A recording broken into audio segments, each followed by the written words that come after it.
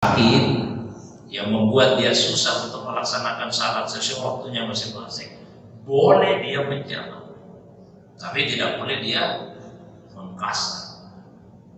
Ada pekerjaan yang tidak bisa untuk ditangguhkan karena bisa mengancam keselamatan jiwa, sehingga salat itu diundur waktunya, tidak dijamak, maka itu bisa. Tapi jangan dikasar. Seorang dokter misalnya, dia harus mengoperasi pasiennya, lalu kemudian operasi itu memakan waktu yang panjang.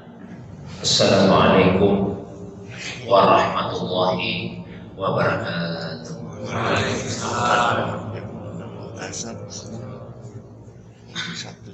Alhamdulillahilladzi lam yazal aliman qadira, wa sallallahu ala sayyidina Muhammadin alladzi arsalahu ilan nasi basyiran wa nazira, wa ala ali Muhammadin wa sahbihi wa sallama tasliman katsira. Amma ba'du. Jemaah subuh yang semoga dirahmati, dimuliakan oleh Allah Subhanahu wa taala. Alhamdulillah, segala puji tentunya hanyalah milik Allah Subhanahu wa taala semata-mata.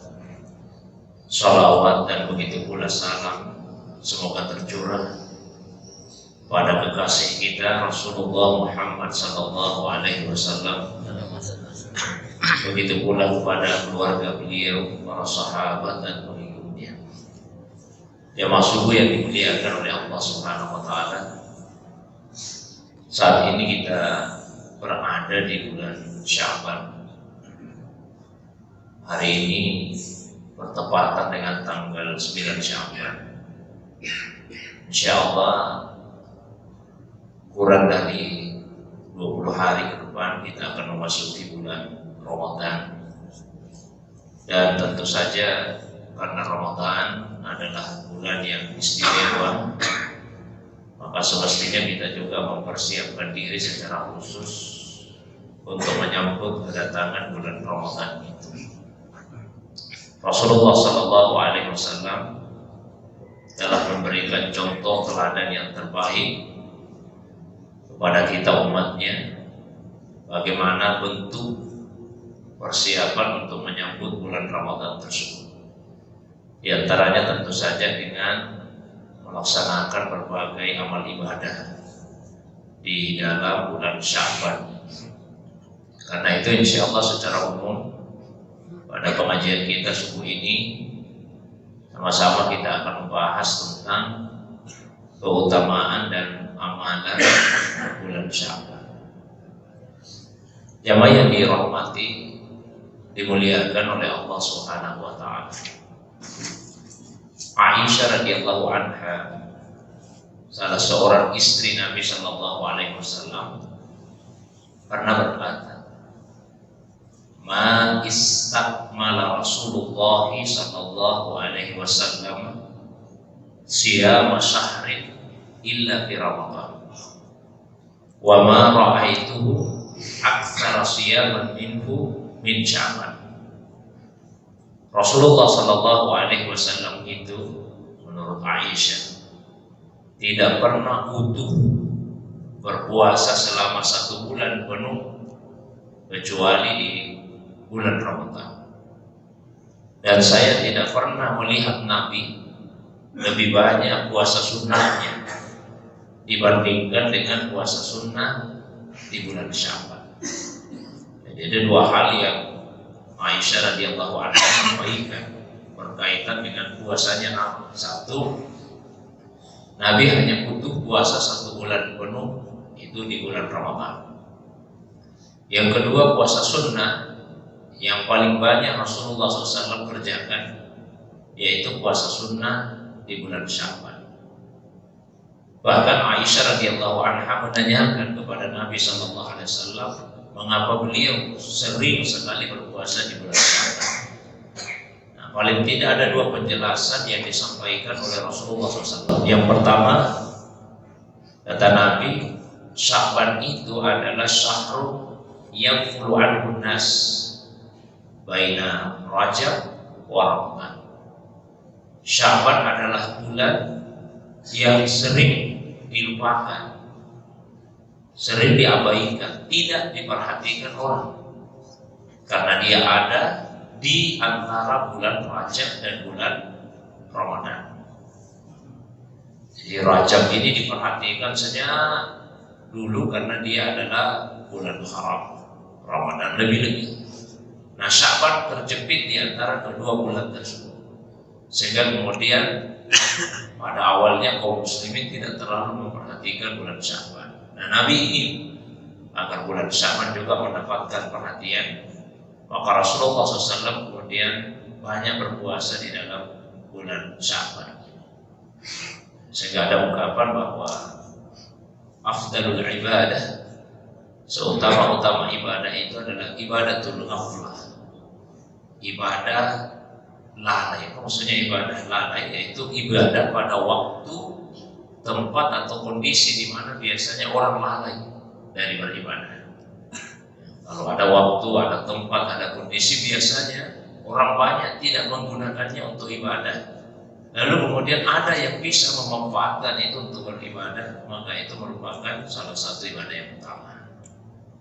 Misalnya diberikan contoh di dalam hadis bahwa barang siapa yang masuk ke dalam pasar, lalu kemudian dia berzikir, dia baca doa, la ilaha illallah wahda la syarika la lahul mulku wa lahul hamdu yuhyi wa yumiitu biyadihil khair wa huwa ala kulli syai'in qadir, maka diampuni dosanya 1 juta, diangkat derajatnya 1 juta, kemudian dapat kebaikan 1 juta.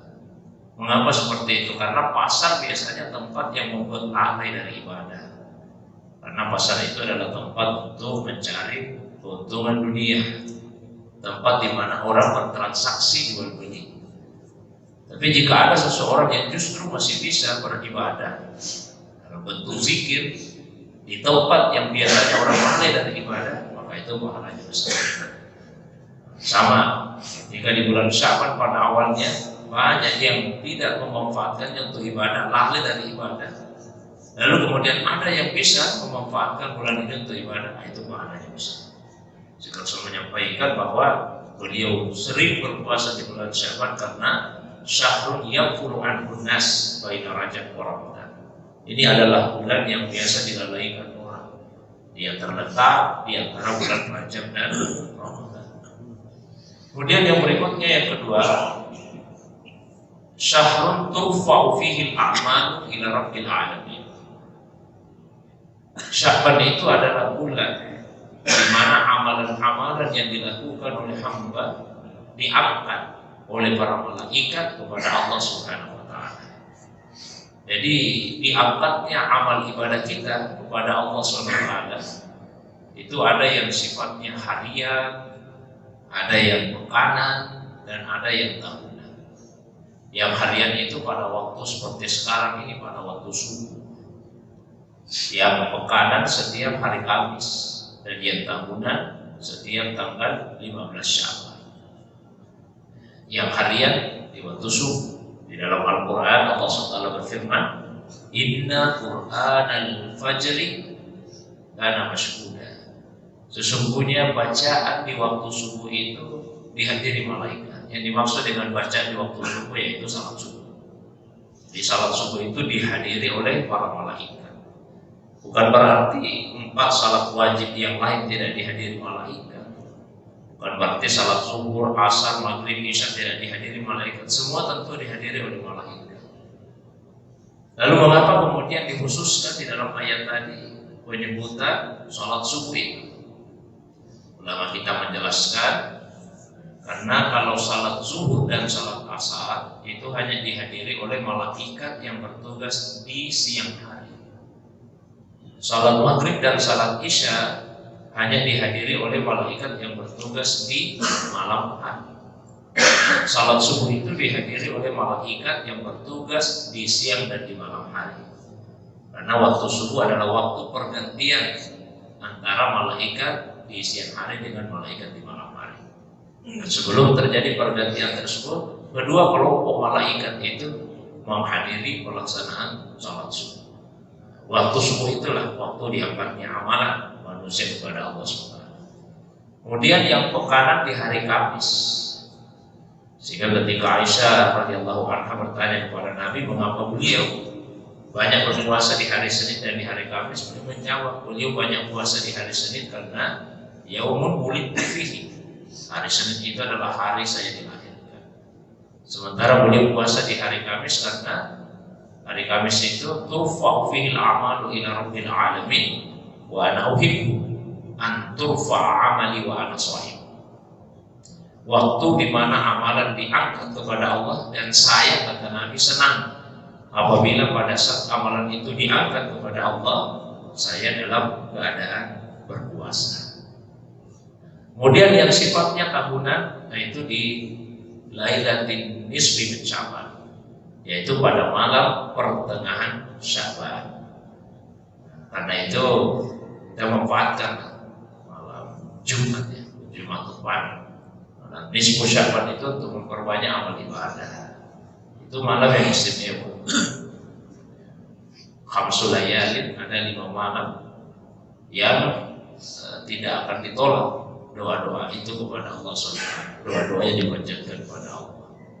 Yaitu malam pertama Rajab, malam nisfu Sya'ban, malam Jumat, dan malam 2 hari raya, Idul Fitri dan Idul Adha.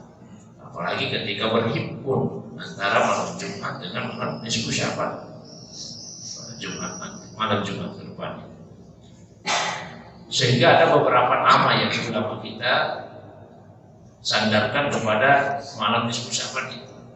Dia dinamai dengan Lailatul Barakah, malam yang diberkahi. Dinamai juga dengan Lailatul Qismah, malam pembagian rezeki. Dinamai juga dengan Lailatul Maghfirah, malam pengampunan. Di hadis Rasulullah SAW menjelaskan, Inna Allah la yattali'u ala ibadihi fi lailatin nisfi min Sya'ban fayaghfiru li jami'i khalqihi illa li musyrikin aw musyahidin wa musyahidin. Sesungguhnya Allah Subhanahu wa taala mendekatkan dirinya kepada hamba-hambanya pada malam nisfu Sya'ban.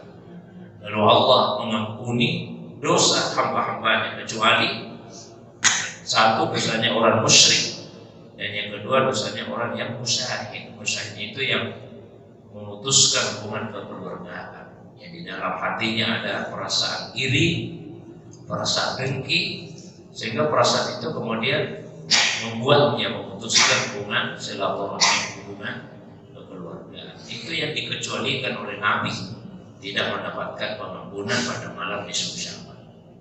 Jadi berbanyak berdoa kepada Allah SWT, meminta rezeki, mohon pengampunan kepada Allah Subhanahu wa taala. Nisfu Sya'ban juga disebut dengan Lailatul Aidil Malaikah, malam hari rayanya malaikat. Malaikat juga berhari raya, dan itu pada malam nisfu Sya'ban. Syekh Abdul Qadir Jailani memberikan penjelasan mengapa Allah Subhanahu wa taala merahasiakan malam Lailatul Qadar sementara Allah tidak merahasiakan malam nisfu Sya'ban. Menurut beliau, karena malam Lailatul Qadar itu adalah malam rahmah, malam pengampunan, malam kebebasan dari api neraka. Jangan sampai kemudian manusia hanya bersandar kepada ibadah di malam itu saja, karena dia hanya mengharapkan, merasa cukup dengan ibadah di malam Lailatul Qadar itu. Beda dengan malam nisfu Sya'ban. Ini adalah ibaratnya malam penentuan nasib manusia. Itu malam ridha, malam kemurkaan bagi yang tidak beribadah kepada Allah SWT. Sehingga kemudian Allah Subhanahu wa taala tidak merahasiakan, supaya justru kita betul-betul memanfaatkan malam nisfu Sya'ban itu untuk ibadah kepada Allah Subhanahu wa taala. Ya, meskipun tidak ada ibadah spesifik yang disebut di dalam hadis yang sahih, ya silakan saja kita berbanyak salat malam, baca Al-Quran, Dan ada beberapa kebiasaan yang dilakukan oleh para ulama kita, itu sama juga di Indonesia, membaca surah Yasin 3 kali antara maghrib dengan isya. Itu tidak ada masalah, bahkan itu yang baik. Ya masuk yang dirahmati, dimuliakan oleh Allah Subhanahu wa Ta'ala. Kemudian yang berikutnya, keistimewaan dari bulan Sya'ban ini adalah bulan yang Allah pilih untuk menurunkan surah Al-Baqarah ayat 144. Qad nara taqalluba wajhika fis sama' falanwalliyannaka qiblatan tardaha fawalli wajhaka syatral Masjidil Haram dan seterusnya. Ini ayat yang menjadi titik tolak dialihkannya kembali kiblat dari Al-Masjidil Aqsa ke Al-Masjidil Haram.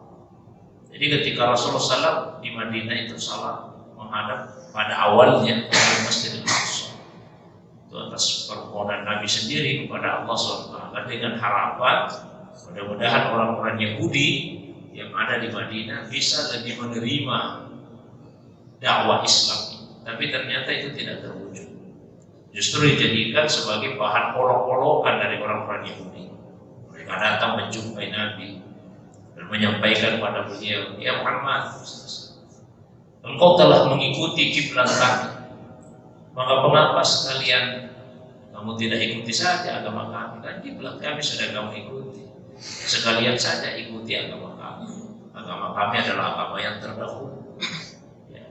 Maka sejak itu Rasulullah SAW selalu memandang ke arah langit, berkeinginan dalam hati agar kiblat itu dialihkan kembali ke Ka'bah.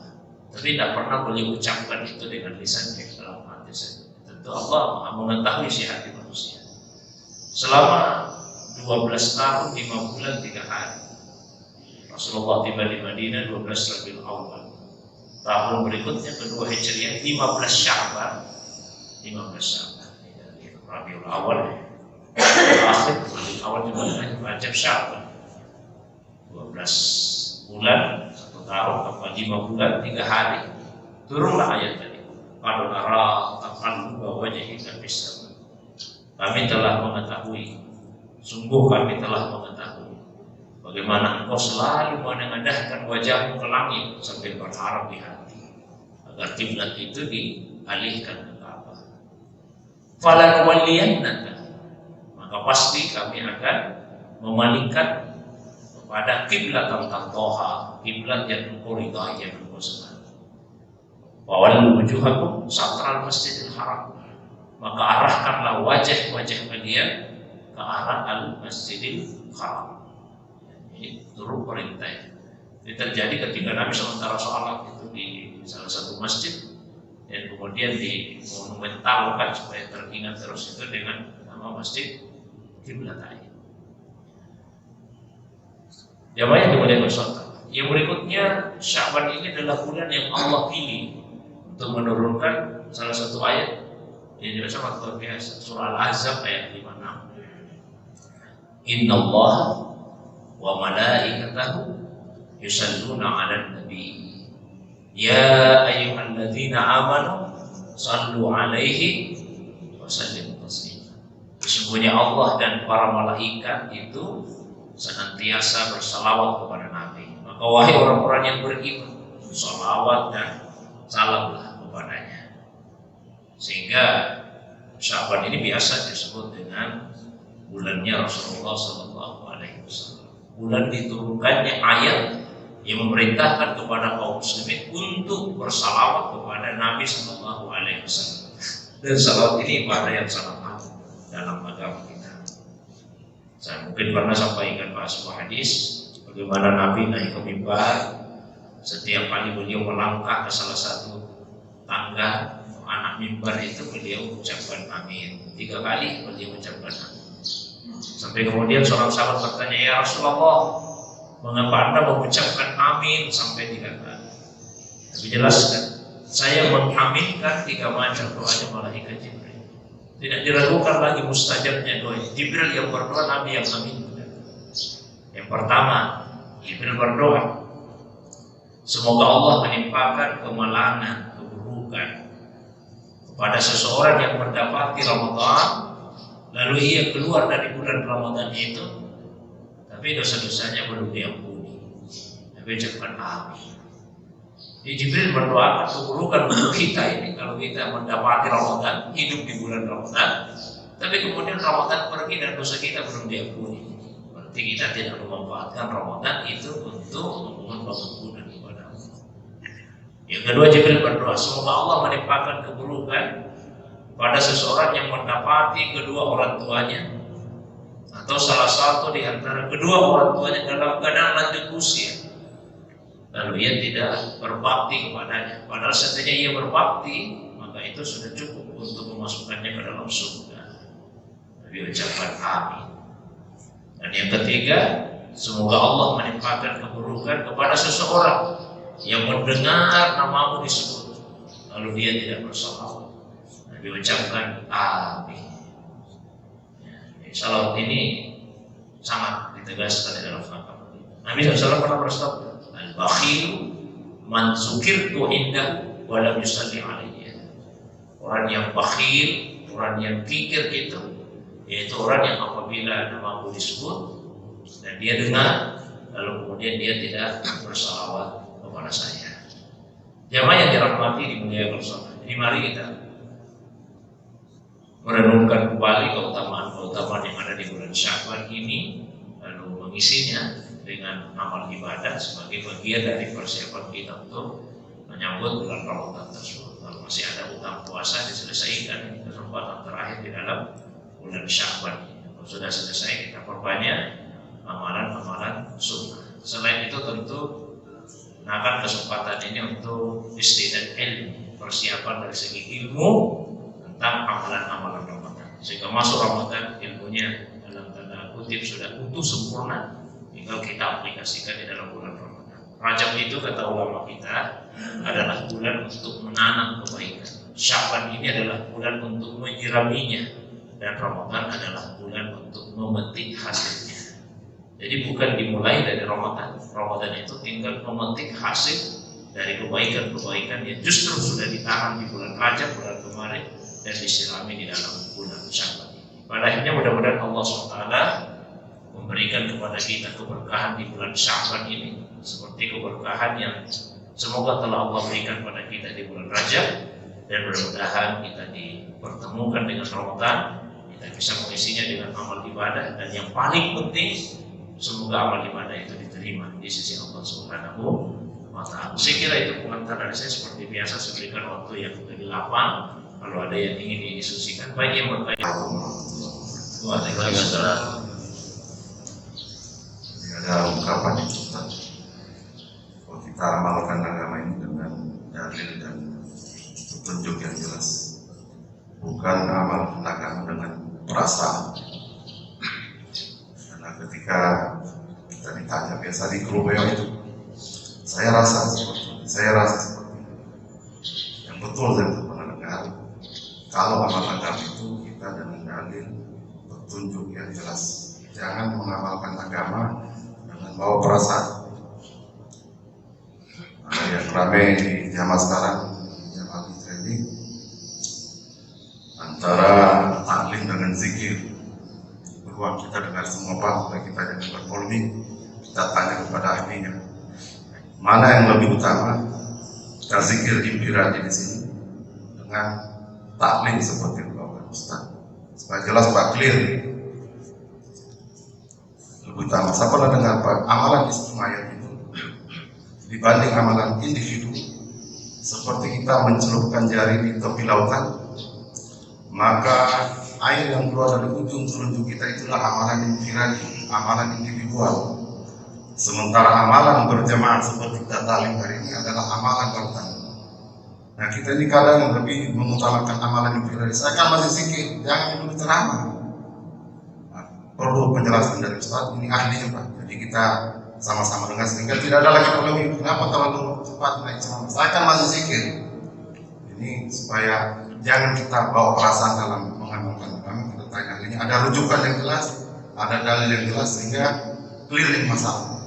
Dan ini bisa menimbulkan ukhuwah yang jelas. Karena selalu kita bawa perasaan dalam mengamalkan agama. Kalau perasaan berarti 10 orang 10 perasaannya, 15 orang 15 perasaannya, 15 otak. Tapi kalau dalil yang jelas, 1000 orang 1 juta orang tapi dalilnya satu, insya Allah menjadi satu. Saya kira cukup, boleh diperjelas, dipertajam lagi sehingga tidak ada lagi polemik, baik polemik di grup WA maupun bisik-bisik yang sebenarnya itu namanya musyawarah kecil-kecil. Sekian, Assalamualaikum warahmatullahi wabarakatuh. Salah satu keistimewaan dari sahabat Nabi Shallallahu Alaihi Wasallam itu adalah ketika ada perintah yang Rasulullah Shallallahu Alaihi Wasallam sampaikan kepada mereka, maka mereka langsung menerima perintah itu lalu kemudian mentaatinya, melaksanakannya. Prinsipnya para sahabat Nabi SAW yang sami'na wa ata'na, kami dengar dan kami mentaati. Jadi tidak mempertanyakan mengapa begitu ya Rasulullah dan sebagainya, langsung taat saja. Karena apa yang disampaikan oleh Rasulullah SAW itu tentu merupakan dalil yang wadih, dalil yang sangat jelas. Jadi sahabat tidak lagi berusaha untuk misalnya memuji pernyataan Nabi atau dalil tadi dengan apa yang mereka rasakan. Jadi keyakinannya yang sangat tinggi terhadap apa yang disampaikan oleh Rasulullah SAW. Itu juga salah satu keistimewaannya, misalnya Abu Bakar As-Siddiq. Beliau digelar As-Siddiq dan tahu semua kisahnya, bahwa ketika beberapa orang kafir Quraisy mendatangi beliau, lalu kemudian menyampaikan, wahai Abu Bakar, selama ini apapun yang Nabi sampaikan selalu kamu benarkan, tapi hari ini pasti kamu tidak akan membenarkan yang Nabi sampaikan, ya, karena tidak masuk akal. Abu Bakar tanya, apa memang yang disampaikan oleh Nabi? Dan mereka ya, masa dia mengaku sudah pergi ke Masjidil Aqsa lalu kembali lagi hanya dalam tempo 1 malam saja. Padahal kita ini yang sudah sering mengadakan perjalanan ke sana tahu pasti bahwa untuk tiba di sana 1 bulan pakai unta yang paling cepat larinya, belum baliknya kan. Ya, apa kata Abu Bakar Siddiq, dia mengatakan, seandainya Nabi menyampaikan yang lebih dari itu, saya tetap akan mempercayainya. Saya tetap akan mempercayainya. Nah, kata beliau, kalau di depan saya misalnya ini ada tempolah yang putih, lalu Nabi mengatakan dia hitam, maka saya akan dustakan penglihatanku dan saya akan benarkan yang Nabi sampaikan. Maka aku melihat ini putih, tapi Nabi sampaikan hitam itu, saya benarkan perkataan Nabi dan saya dustakan penglihatan. Artinya ketika ayatnya jelas, hadisnya jelas, ya itulah yang kemudian kita ikuti. Kan? Sering memang kita dalam beragama itu lebih mengedepankan apa yang kita rasakan, ya, dibandingkan dengan apa yang jelas dalilnya. Contoh ya, kalau kita mengadakan perjalanan, kita adakan perjalanan. Nah, bagi musafir itu disyariatkan untuk mengkasar salat. Sepakat semua ulama. Bedanya ulama hanya hukumnya apa. Kalau Imam Abu Hanifah wajib musafir itu mengkasar salat, wajib hukumnya bagi Imam Abu Hanifah. Karena menurut beliau Nabi itu setiap kali mengadakan perjalanan selalu mengkasar, tak pernah tidak mengkasar. Maka hukumnya wajib bagi musafir untuk mengkasar salatnya. Sementara menurut Imam Malik tidak wajib, tapi sunnah muakkadah, sunnah yang sangat ditegaskan, bahkan lebih ditegaskan mengkasar daripada berjamaah. Itu menurut Imam Malik. Artinya kalau seorang musafir dihadapkan pada pilihan ikut jamaah, tapi konsekuensinya saya tidak mengkasar ini karena imamnya bukan musafir, berarti saya hanya jamaah tidak mengkasar. Atau saya salat sendirian tapi saya bisa mengkasar, tapi itu lebih penting mengkasar daripada jamaah. Sunnah muakkadah. Mazhab Syafi'i boleh kasar, boleh tidak, tapi tetap lebih utama mengkasar. Nah biasa kan sebagian orang mengadakan perjalanan ada Nah, meskipun dia tahu di dalamnya, tapi karena pakai perasaan, kenapa mesti dikasar? Tapi bisa diibaratkan barakat saja. Karena kita pakai perasaan beragama. Nah ini kan masih panjang waktu, udah capek dia juga apa? Biar barakat saja, nggak usah dikasar. Padahal dalil-dalilnya jelas, mengapa ulama kita jelas. Tapi karena kita pakai perasaan, akhirnya itu terkalahkan tadi yang dalil-dalil agama itu. Itu bahayanya kalau kita pakai perasaan. Bahkan sebetulnya ibadah itu jangan kita lakukan hanya karena dorongan perasaan saja.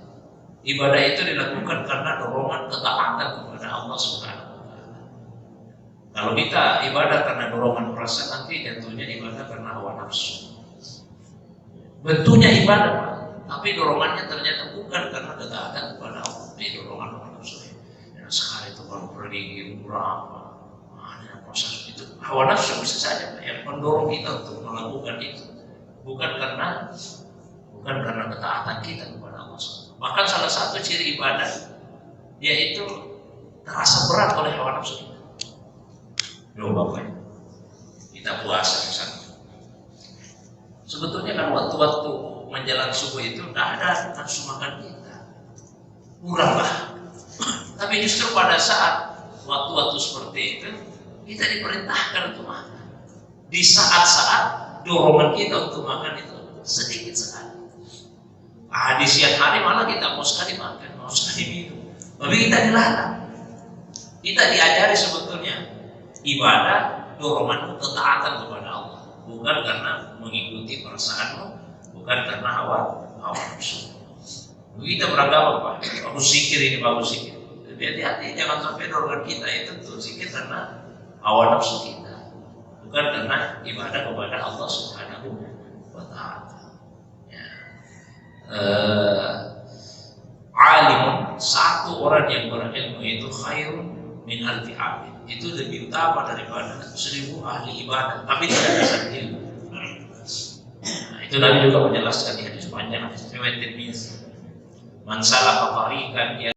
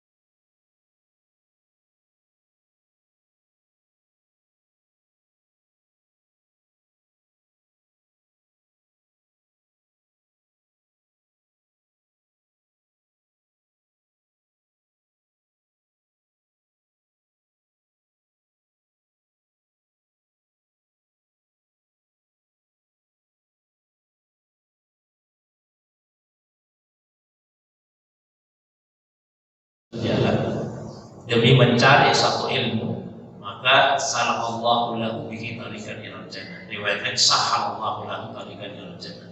Allah akan tuntun dia menuju ke jalan ke surga, atau Allah mudahkan kepadanya jalan menuju ke surga. Kemudian Nabi SAW melanjutkan lagi bahwa innal malaikata la tada'u ajnihataha li talibil ilmi ridha'an bima yasna. Malaikat itu membentangkan sayap-sayapnya kepada orang yang menuntut ilmu sebagai bentuk keridhaan terhadap apa yang dia lakukan. Lalu yang ketiga, innal alim la yastaghfiru lahu man fis sama'i wa man fil ardh hatta hitana fil ma'. Orang yang berilmu itu diminta ampunkan oleh para malaikat kepada Allah. Begitu juga makhluk yang ada di bumi, bahkan termasuk ikan-ikan yang ada di lautan, minta ampun kepada Allah. Untuk siapa? Untuk orang yang berilmu. Lalu Nabi lanjutkan di poinnya, wa fadlul alim 'alal 'abid wa fadlul qamar 'ala sa'iril kawakib. Keutamaan orang yang berilmu dibandingkan dengan orang yang beribadah itu seperti keutamaan qamar, rembulan, 'ala sa'iril kawakib, atas bintang-bintang yang lainnya. Wa innal ulama warasatul anbiya. Para ulama itu adalah ahli warisnya Nabi. Wa innal anbiya lam yuwarrisu dinar wala dirhaman. Para nabi tidak mewariskan dinar dan dirham, dan mewariskan uang emas, uang perak. Wa inna mawarrasul ilma, yang mereka wariskan itu. Faman akhadha bihi akhadha bihadhin wafir. Siapa yang mengambil ilmu yang merupakan warisannya para nabi melalui ulama, maka sungguh dia telah memperoleh keberuntungan yang sangat besar. Nah, oleh karena itu, mari kita memanfaatkan waktu yang ada untuk sama-sama kita mendapat pengetahuan agama kita. Prinsipnya menuntut ilmu penting, zikir juga penting. Tinggal kita lihat saja mana yang prinsipnya. Kalau al-jam'u baina syai'ain aula min ihmali ahadihima, menghimpun dua hal itu lebih utama daripada ambil satu kemudian mengabaikan yang lain. Prinsipnya juga kita memanfaatkan yang waktunya sempit dibandingkan yang waktunya lapang luas. Maksudnya apa? Ya, kita bisa pengajian kan waktunya terbatas, ya. Masing-masing ada kegiatan dan harus dan dilakukan jamaah sama-sama begini. Nah, kalau kita zikir waktunya lapang, bisa kita sendiri-sendiri zikirnya pulang dari sini. Nah, sehingga tidak ada masalah. Saya salat, kita langsung kajian sama kita perbaiki. Setelah itu kemudian kita lanjutkan dengan zikir sendiri-sendiri sesuai dengan kelapangan waktu yang kita miliki. Kita berdoa sesuai dengan hajat dan kebutuhan kita kepada Allah Subhanahu wa taala. Zikir wallahu a'lam. Nah, kalau dalam perjalanan, kami sudah rencana perjalanan, tapi masih di rumah, masuk waktu misalnya dulu. Ada yang mengatakan bisa dijamak, tidak boleh dikasar. Tapi ada yang bilang belum bisa dijamak dan dikasar nanti. Yang baru boleh. Nah, kemudian yang kedua, bagaimana dengan ibadah puasa? Kita kalau perjalanan juga kan boleh tidak puasa. Apakah sama dengan sholat tadi? Artinya lebih utama tidak puasa. Apa namanya? Tidak puasa. Puasa itu belum kita perjalanan. Ya taruh sekarang kalau berjalan kaki, kalau sekarang kan naik mobil, masa bisa diantar? Pasti tidak terlalu capek. Jadi puasa aja. Saya kira jamak dan qasar itu dua hal yang berbeda, termasuk dalam hal penyebabnya. Kalau qasar hanya satu saja penyebabnya. Salat itu boleh dikasar hanya dengan satu penyebab, yaitu salat. Tidak ada penyebab yang lain yang membuat salat itu boleh dikasar, boleh diringkas jumlah rakaatnya dari 4 menjadi 2. Satu-satunya penyebabnya adalah safar. Wa iza darabtum fil ardi falaysa 'alaikum junah an taqsuru minas shalah. Apabila kalian mengadakan perjalanan di muka bumi, maka tidak ada masalah, tidak ada dosa bagimu untuk mengkasar salat. Jadi safar saja. Tapi kalau jamaah, bukan hanya safar satu-satunya yang menjadi penyebab dia bisa dikerjakan. Ada penyebab-penyebab yang lain. Orang yang sakit yang membuat dia susah untuk melaksanakan salat sesuai waktunya masing-masing, boleh dia menjamaah, tapi tidak boleh dia mengkasar. Ada pekerjaan yang tidak bisa untuk ditangguhkan karena bisa mengancam keselamatan jiwa, sehingga salat itu diundur waktunya, tidak dijamaah, maka itu bisa. Tapi jangan dikasar. Seorang dokter misalnya, dia harus mengoperasi pasiennya, lalu kemudian operasi itu memakan waktu yang panjang, ya, sampai melewati satu waktu salat. Dia boleh menjamaah, tapi jangan dikasar. Jangan dikasar, hanya dijamaah saja.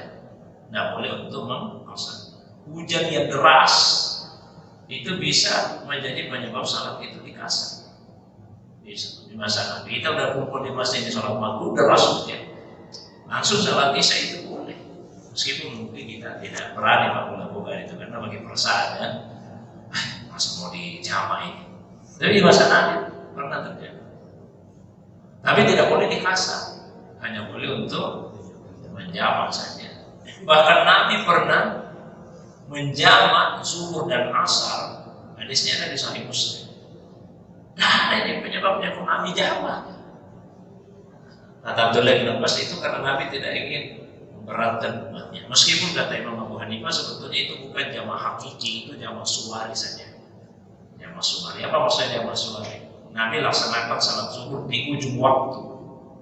Hampir berakhir itu salat zuhur, Nabi kerjakan di situ salat zuhurnya. Begitu selesai salat zuhur masuk waktu asar, maka Nabi kemudian lanjutkan dengan salat asarnya. Jadi kelihatannya dijamak, tapi sebetulnya tetap sesuai waktu, hanya zuhurnya di akhir waktu, asarnya di awal waktu. Jadi satu yang ingin saya tegaskan adalah kalau kasar itu penyebabnya safar, kalau jamak banyak penyebab. Yang kedua, nanti akan masuk pertanyaan. Bahasa ulama kalau kasar itu disyariatkan. Memang kita ditegaskan untuk mengkasar salat. Kalau jamaah itu bahasa ulama kita diberi keringanan. Jadi orang itu diberi keringanan untuk menjamaah. Makanya kalau tadi saya sudah uraikan pendapat-pendapat ulama tentang kasar, ada yang mewajibkan, ada yang berpendapat sunnah muakkadah. Kalau jamaah, tidak ada ulama yang mewajibkan wajib dijamaah. Bahasanya itu diberi keringanan. Bahkan kalau misalnya dalam mazhab Hanafiyah, menjamaah itu hanya boleh dalam perjalanan haji saja, bukan perjalanan biasa. Kalau mazhab Malikiyah dan Hanabilah, jamaah itu yang boleh jamaah takhir, nggak boleh jamaah takdim. Nggak boleh jamaah takdim, jamaah takhir yang boleh. Nah, mazhab Syafi'i lah yang berpendapat boleh jamaah takdim, boleh jamaah takhir. Itu mazhab Syafi'i kita di Indonesia ya. Takdim jamaah takhir. Artinya dari uraian ulama ini kan kita bisa menangkap apa itu diperlukan. Memang beda statusnya ini kasar dengan jamaah. Kasar disyariatkan.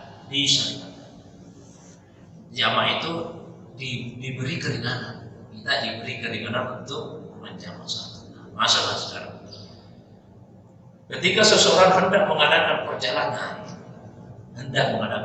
kalau dia masih di rumah, itu belum boleh untuk mengkasar salatnya. Dia belum berjalan. Itu pendapat 3 mazhab.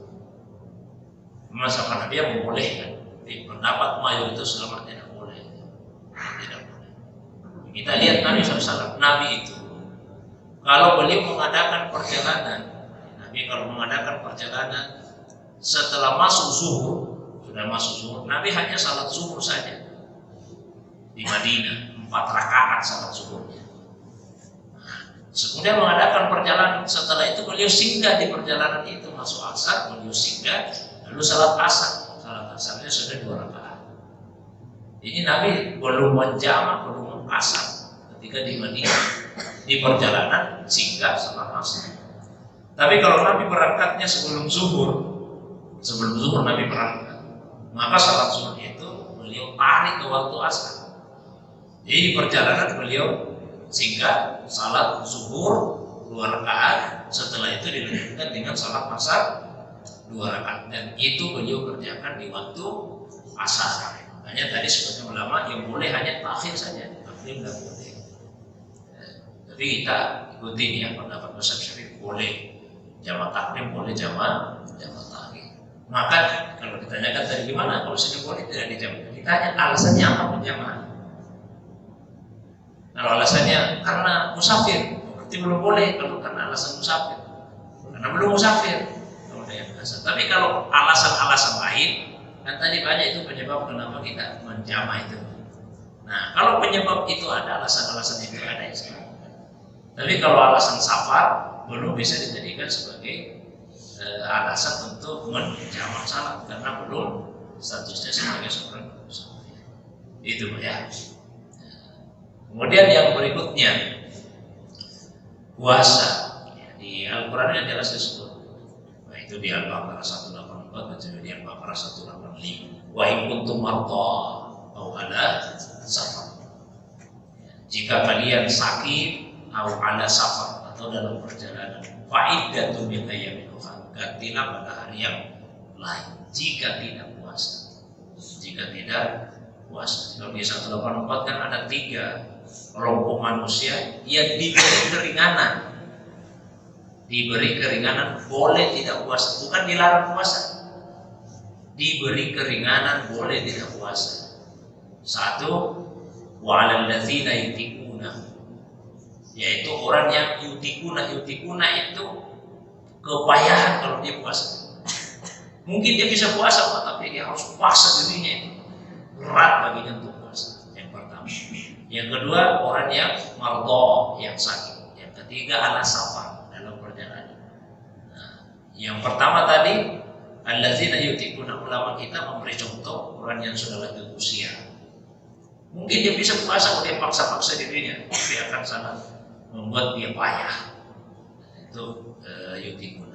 Sebagian ulama memasukkan ibu hamil, ibu menyusui, Ibnu Abbas, Ibnu Umar. Ini masuk dalam kategori ini. Makanya dalam pendapat kedua sahabat tadi, ibu hamil dan ibu menyusui kewajibannya cuma fidyah. Menurut dua sahabat tadi, wa 'alal ladzina yutiqunahu fidyatun ta'am miskin. Meskipun tidak disetujui oleh ulama-ulama lain, oleh Imam Mazhab. Tapi itulah pendapat Abdullah bin Abbas, Abdullah bin Umar, semoga dari keduanya, karena memasukkannya dalam kategori alladzina yutiqunahu, orang yang kepayahan kalau dia tidak puasa.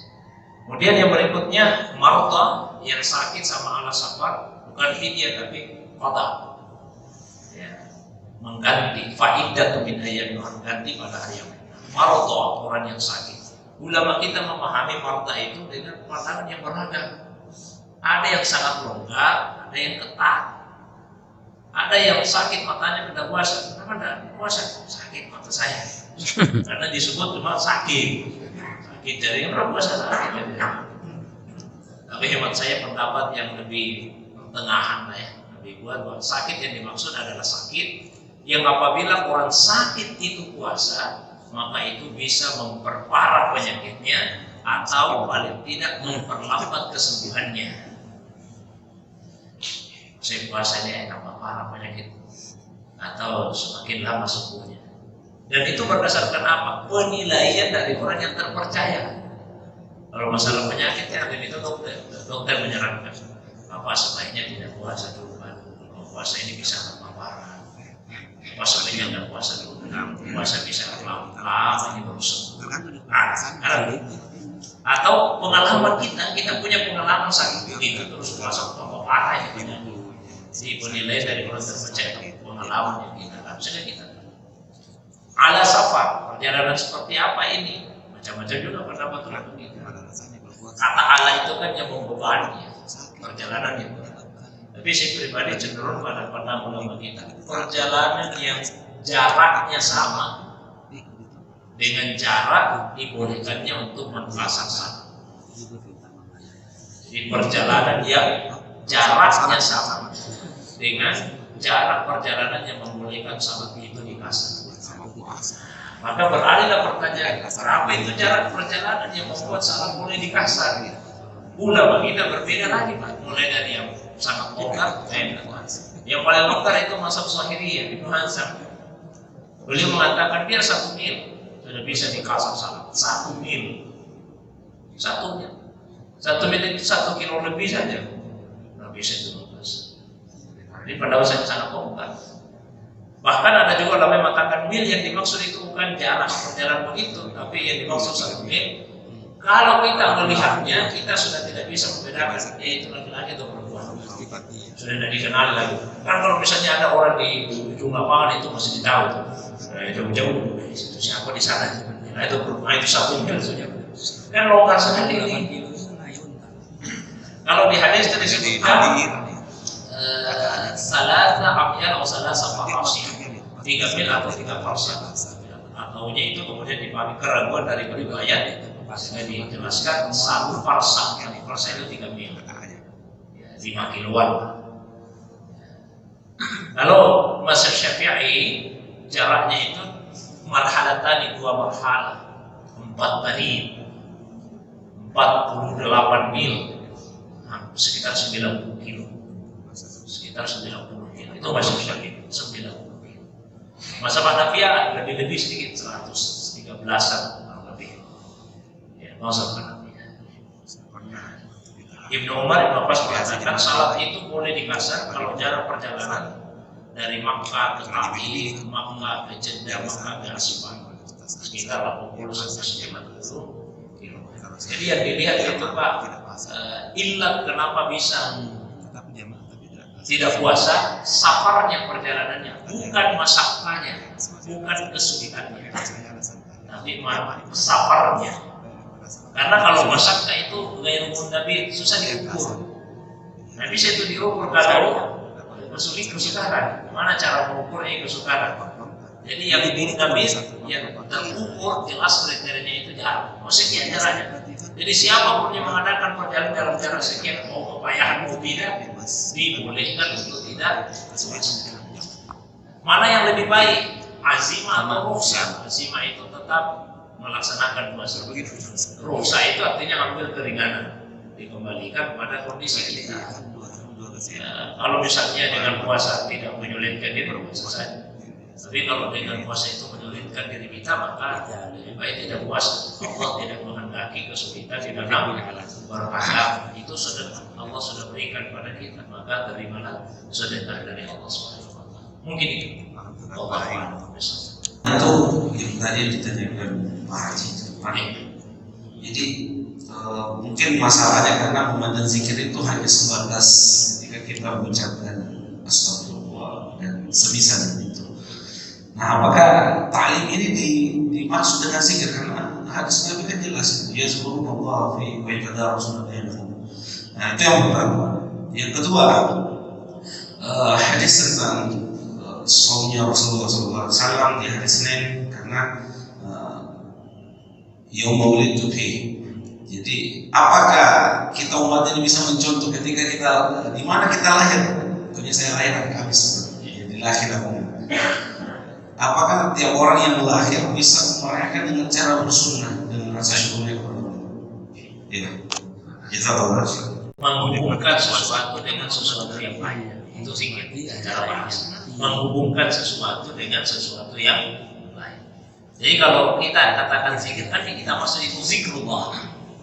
Zikrullah. Jadi zikrullah itu adalah menghubungkan sesuatu dengan Allah. Menghubungkan sesuatu dengan Allah. Kalau ada seseorang mampu menghubungkan apa saja dengan Allah, itu namanya zikir. Zikrullah. Contohnya, tiba-tiba ada yang memberikan hadiah kepada kita. Lalu di hati kita, oh ini pemberian Allah sebetulnya ini melalui perantaraan orang ini. Berarti kita bisa menghubungkan pemberian itu dengan Allah. Pada saat itu kita sudah berzikir, karena bisa menghubungkan kejadian itu dengan Allah. Lalu kemudian lidah kita ucapkan alhamdulillah. Nah, itu zikir. Kemudian pemberian itu kita gunakan sebagai sarana untuk dekat kepada Allah. Nah, itu zikir lagi. Nah, sebaliknya, tiba-tiba kita ditimpa musibah, sakit, kita mengalami sakit. Saya mungkin diuji Allah, jatuh ditegur Allah. Berarti kita bisa menghubungkan penyakit itu dengan Allah. Itu zikir juga namanya. Zikir juga bisa menghubungkan musibah dengan Allah. Lalu kemudian bisa kita berucap apakah inna lillahi wa inna ilaihi raji'un atau astagfirullah dengan sebab penyakit itu zikir. Jadi siapapun yang bisa menghubungkan apa saja dengan Allah, maka dia sedang berzikir. Zikir ada yang medianya hati, mengingat Allah. Ada yang medianya lisan, menyebut kalimat-kalimat thayyibah. Menyebut kalimat thayyibah. Jadi kalau kita misalnya mau maaf pengajian ini apa namanya? Mestinya kan kita ingat Allah karena kita bicara tentang ilmu agama. Maka itu bagian dari zikir. Tapi mungkin dimaksudkan tadi pertanyaan saya paham begitu. Zikir dalam arti ya ini kita jadi berani mengucapkan kalimat-kalimat thayyibah yang berkaitan dengan hak Allah SWT, subhanallah, alhamdulillah, la ilaha illallah, dan seterusnya. Padahal sebetulnya aktivitas ini pun zikir. Makanya ulama itu ketika menjelaskan hadis riwayat Tirmizi, man shallal ghadata jama'atan, siapa yang salat pagi, salat subuh berjamaah, summa qa'ada yazkurullah, setelah itu dia duduk berzikir kepada Allah, mengingat Allah. Itu ulama jelaskan zikir itu bisa zikir dalam bentuk mengucapkan kalimat thayyibah, bisa zikir dalam bentuk baca Quran, bisa zikir dalam bentuk ikut pengajian. Setelah salat subuh dia berzikir. Apapun aktivitas yang membuat dia ingat Allah. Dan itu dia lakukan hatta tatlu asyam, sampai matahari terbit. Summa yusalli raka'atain. Setelah itu dia salat 2 rakaat. Maka dia dapat pahala karena tahu ajr haji wal umrah, dapat pahala seperti haji dan umrah. Cuma biasa kita membatasi makna kata itu secara sempit. Akhirnya yang balik tidak tercover di dalamnya. Sama ibadah, Pak. Ibadah itu sebetulnya semua aktivitas yang kita lakukan dengan tujuan mendapatkan ridha Allah dan dengan Allah ini. Itu ibadah namanya. Jadi jangan menganggap kalau istri kita kerja di rumah masak apa itu bukan ibadah, itu ibadah. Kalau dia melakukan itu dengan tujuan untuk mendapatkan keridhaan dari Allah Subhanahu wa taala. Itu yang pertama. Terus yang kedua, apa saja?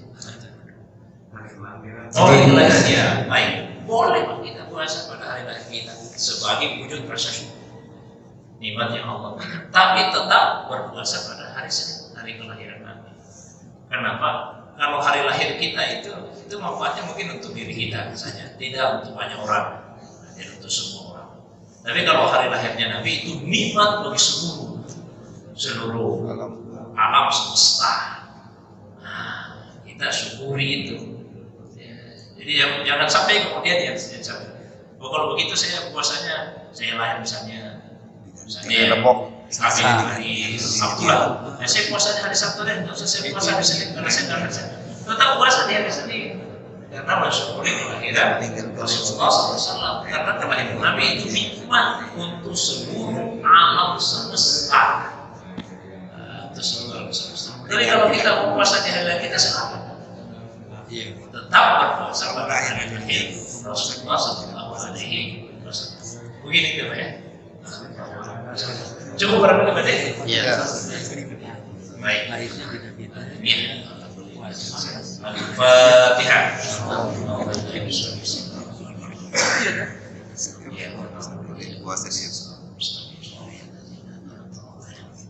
Amin. Alhamdulillah rabbil alamin, hamdan naimin, hamdan syakirin, hamdan yuwafi al-mazid ya rabbana alhamdu kama yanbaghi li jalali wajhika al-karim wa li 'azimi sultanik. Allahumma shalli ala sayyidina habibina syafiina maulana Muhammad. Allahumma shalli wa sallim wa barik alaihi. Allahumma faqihna fid din wa 'allimna at-ta'wil. Allahumma faqihna fid din wa 'allimna at-ta'wil. Allahumma faqihna fid din wa 'allimna at-ta'wil.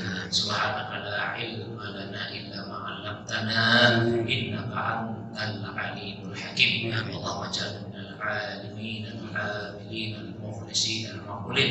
Allahumma ij'alna minal الخواتيم ولا تجعلنا من المتكبرين ربنا آتنا في الدنيا حسنة وفي الآخرة حسنة وقنا عذاب النار سبحانك ربي رب العزة عما يصفون وسلام على المرسلين وآخر دعوانا الحمد لله رب العالمين.